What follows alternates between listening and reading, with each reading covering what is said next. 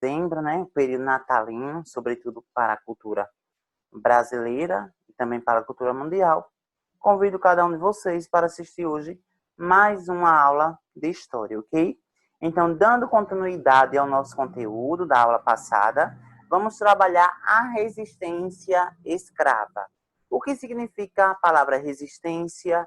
Por que a resistência escrava baseada na cultura africana? E, sobretudo, em qual local? Então, a gente vai ver aqui, olha, prestar atenção um pouco nesse sentido. Vamos perceber a resistência escrava através do surgimento e formação dos quilombos. A resistência escrava a partir da capoeira, desde o seu surgimento, né, até as próprias culturas, até os próprios golpes, os próprios gingados, o que cada gingado representava. E o que o jogo, né, e que aquela luta, no intuito de lazer e entretenimento, representava, baseado na luta dos povos africanos que aqui resistiram ao sistema escravista colocado em prática pelos europeus, especificamente por Portugal. Tá bom, galera? Coloquem aí no livro didático de vocês, capítulo 8. Vamos estudar aqui até a página 181, né? O próprio conteúdo, ele é breve, mas acredito que tem que ter uma atenção, sim, sobre essas prerrogativas, uma vez que existem ainda pensamentos errôneos, a qual, na verdade, marginalizam tanto os quilombos, como também a capoeira, retratando ali espaços negativos, que esses espaços, na verdade, é uma continuidade da herança africana que está presente no Brasil. Tá bom, galera? Então, aqui, seja bem-vindo a mais uma aula de história, todos. Lembrem, tá? Para quem não me conhece, prazer, sou o professor Marcos. Quem está chegando agora, é importante que vocês revejam os conteúdos das aulas passadas, para então, pessoal, vocês terem em mente um posicionamento sobre os conteúdos que já foram trabalhados aqui. E olhem, né, pessoal, que foram vários que já foram trabalhados. Eu estou toda hora olhando aqui, né, porque é o cronômetro que fica aqui do lado, tá bom, galera? Mas aqui chega abaixo do e-mail para vocês tirarem quaisquer dúvidas. Então, vamos lá. Primeiro, o contexto histórico. Por que da resistência escrava africana? Ao longo de mais de 300 anos, de 1559 a 1888, os escravos negros foram responsáveis pela produção de boa parte das riquezas no Brasil, no qual milhões de africanos foram tirados de suas terras para uma viagem na qual aproximadamente a metade morria de fome, doenças e maus tratos, ou já em terras americanas de banzo. Então, a partir daqui, vocês conseguem perceber que o surgimento da escravidão, enquanto o contato entre África e Brasil se deu a partir ali da parte da década de 1550. De lá para cá, foram transportados milhares e milhares de africanos que foram retirados de suas terras de forma forçada e que hoje, de certo modo não, e que hoje, de forma direta, contribuíram para a formação e desenvolvimento da sociedade brasileira. Em contrapartida, durante o trajeto, várias pessoas morreram, como isso você já sabe, que eu já abordei aqui para vocês, tá? Então, existiu sim a escravidão no Brasil. Talvez futuramente, e alguns pesquisadores dizem que a escravidão não existiu. Existiu foi algumas relações e que essas relações, em alguns pontos, eram entendidas como escravidão, mas, na verdade, a escravidão existiu sim, seja no Brasil colônia, seja no Império, inclusive na República. E hoje, pessoal, também ainda existe escravidão, tá? O trabalho infantil é uma ramificação, é uma raiz da escravidão.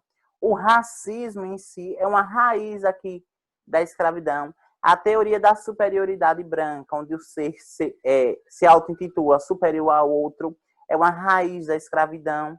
Tá? A partir do momento que você menospreza uma outra pessoa pela condição social, tudo isso, de certo modo, tem raiz lá no Brasil colônia, a formação da identidade brasileira, ok? Então, a escravidão, ela existiu sim. Foi abolida enquanto ideia lá em 1888, enquanto lei, né? Que o Brasil aboliu a escravatura. Mas, na prática, ainda a escravidão persistiu e ainda continua a persistir na sociedade atual, ok? Então, se houve escravidão, houve resistência. Essa é a frase que eu lanço aqui para vocês. Houve escravidão, houve resistência, tá? E vocês vão entender agora o que significa a palavra resistência. Pessoal, a palavra resistência significa você se opor a um determinado sistema a qual te impõe você ser submisso. Nesse sentido, trazendo essa definição para a palavra resistência escrava, significa que os escravos africanos, eles, quando foram trazidos de suas terras de forma forçada para trabalharem nos cafezais, né, nas plantações de açúcar, nos grandes campos, nas fazendas aqui no Brasil, eles se opuseram, sim, ao sistema escravista europeu aqui no Brasil. Por isso, a palavra resistência. Resistência significa apenas resistir. Não, significa liberdade. A partir do momento que você resiste a um sistema que te domina, que te aliena, você está possibilitando que, de certo modo, abra ali uma possibilidade de liberdade. Uma possibilidade de liberdade. Então, essa resistência escrava representou também luta pela liberdade dos cativos. Quem eram os cativos? Os escravizados. Eles eram mantidos tanto em senzalas como em cativeiros. Por isso, a ideia de cativos. Revoltas, fugas, assassinatos, feitiçaria, etc.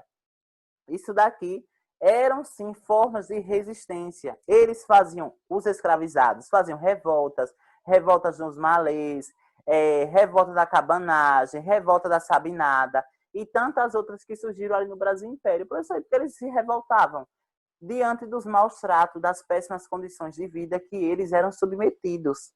Então, as fugas eram uma forma de resistência, sim. Eles fugiam daquelas condições decadentes que eles eram colocados, né? Justamente pensando em uma forma de sobreviver. Assassinatos. Professor, você está justificando aqui a questão do assassinato? Não estou justificando, estou dizendo o quê?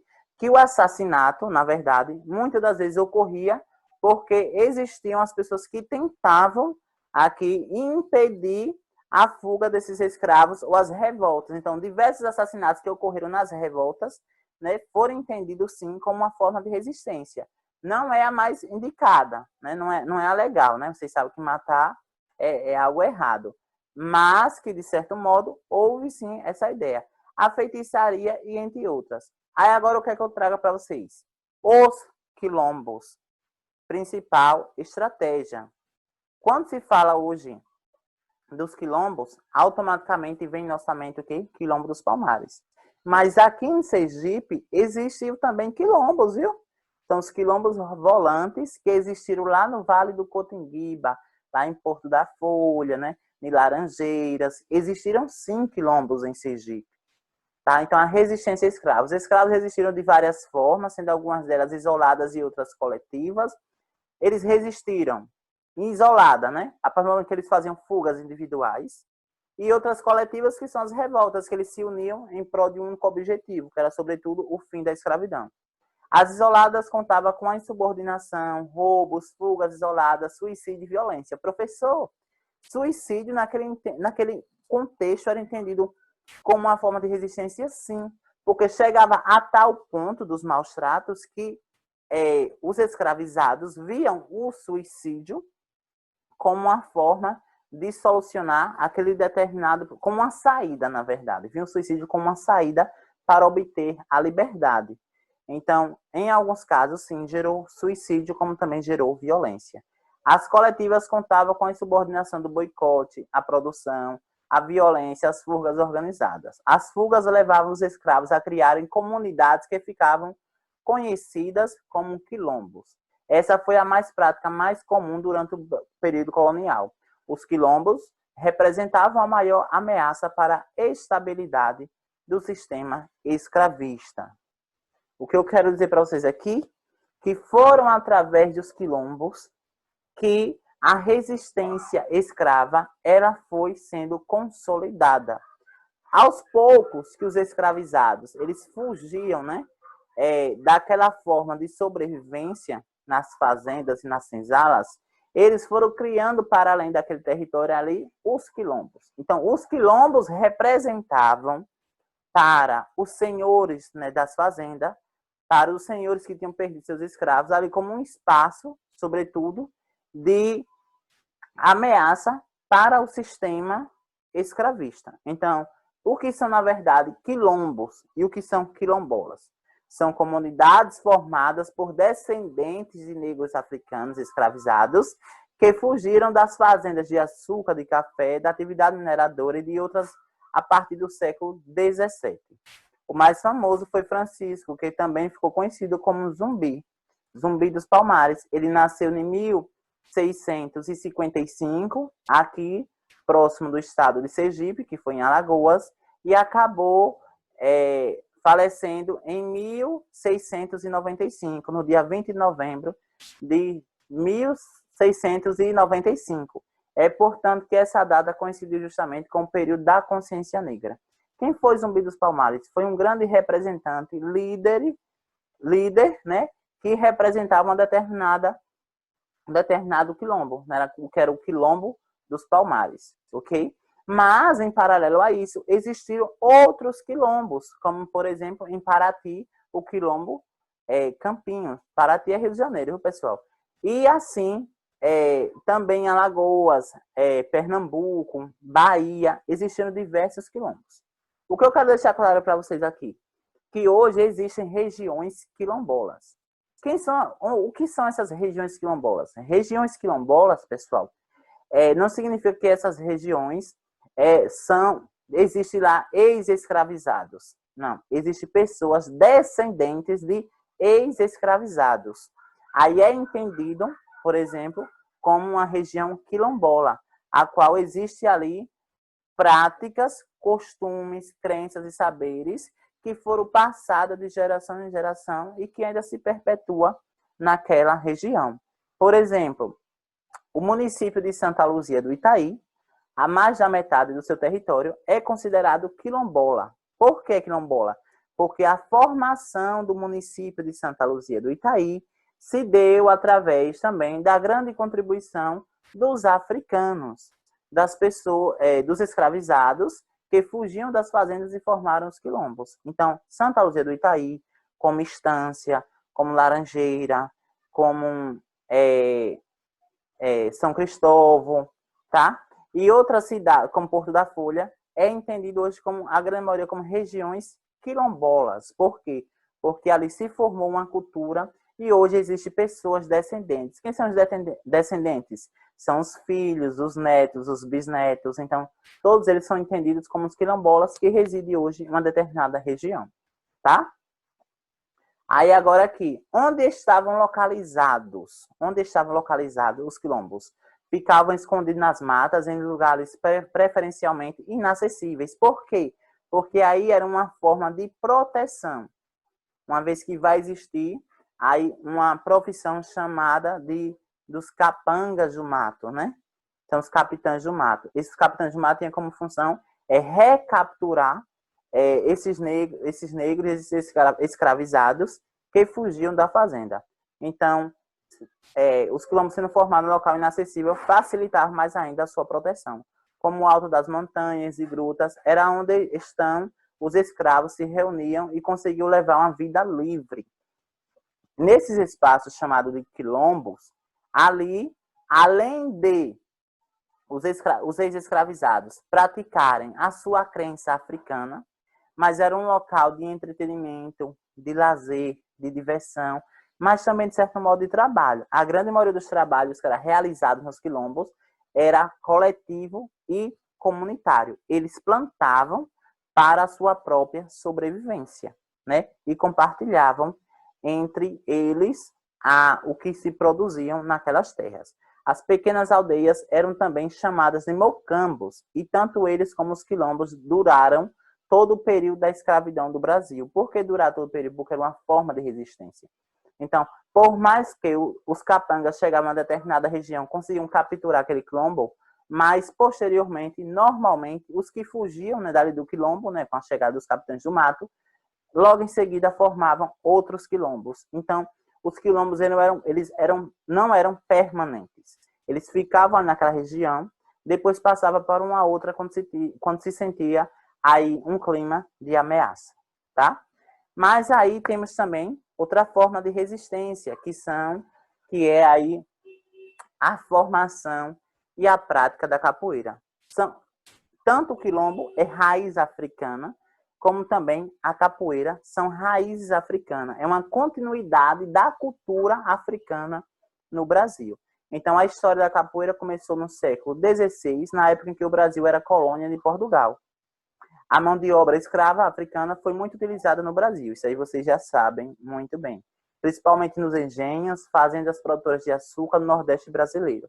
Muitos desses escravos vinham da região de Angola, também colônia portuguesa. Os angolanos na África faziam muitas danças ao som de música. Quando começou o processo de tráfico dos negros africanos para o Brasil, possibilitou para que as práticas africanas fossem praticadas aqui. Porém, o sistema escravista era tão opressor que proibia que os africanos praticassem aquele tipo de cultura aqui em terra brasileira. Então, os escravizados, eles eram proibidos de praticarem suas próprias culturas, de adorarem aos seus deuses, né, de ter sua própria concepção de religião. Então, normalmente, os senhores de engenho forçavam os africanos a seguirem as doutrinas e princípios de moralidade dos europeus. Então, a capoeira, ela ressurgiu no Brasil como uma forma de preservar a cultura africana. Vários europeus, vários imigrantes que estavam no Brasil desconheciam a capoeira. Então, eles faziam as rodas de capoeira, né? Normalmente nos finais do dia, logo após que acabava o trabalho na produção dos cafezais de açúcar. Então, eles se reuniam, os negros, e brincavam e dançavam ali a capoeira. Mas a dança da capoeira, né, com base em músicas e instrumentos africanos também, tinha uma representação por trás, porque para os europeus que estavam vendo aquela dança, aquela roda ali de escravizados, falaram assim, não, eles só estão apenas brincando. Eles só estão apenas brincando. Mas não era somente isso. Os africanos, na verdade, estavam praticando uma cultura que era justamente ligado à África, diferentemente da cultura europeia. A capoeira não se encaixava no contexto da Europa, a capoeira se encaixava no contexto da África. Então, os africanos brincavam, tá? Mas por trás, com uma forma de esconder a preservação. Eles preservavam a cultura, adoravam, né? Eles se ligavam mentalmente por meio da capoeira às suas raízes. Então, a partir do momento que eles proporcionavam esse momento de capoeira entre eles estavam ligando e remetendo às lembranças deles quando estavam lá na África. Mas, ao mesmo tempo, era uma forma de treinamento, né? Porque quando ocorria as resistências escravas e quando ocorria, por exemplo, as fugas, eles se utilizavam da capoeira, que eles praticavam sempre, né, para golpear o inimigo e assim conseguir fugir. Então, a capoeira existia esse universo de representação. Era entendido como um jogo, mas também era entendido como uma prática cultural, mas também era entendido como uma forma de proteção de autodefesa, tá? Aqui é uma representação da capoeira, pessoal, né? E aqui, essa imagem aqui traz, né? Aqui está o europeu observando, né? Não vê nada demais, eles estão brincando entre eles, mas eles aqui estão fazendo um processo de lembrança, de relembrar o que viveram, né? Sua cultura, sua crença, seus saberes lá na África. Então, Espero que vocês tenham gostado. Não esqueçam de fazer a atividade que está logo aqui abaixo. Estou sempre avaliando vocês. Os seus professores de história também estão avaliando vocês, tá, galera? Então, tenha fé, se esforce e foque no seu diferencial. Isso é o que te colocará frente a frente com seus objetivos, tá? Não esqueçam de comentar o que vocês acharam da aula, se gostou. Enfim, estou aqui à disposição de todos. E na próxima aula, já vou logo antecipando, é a nossa última aula, né?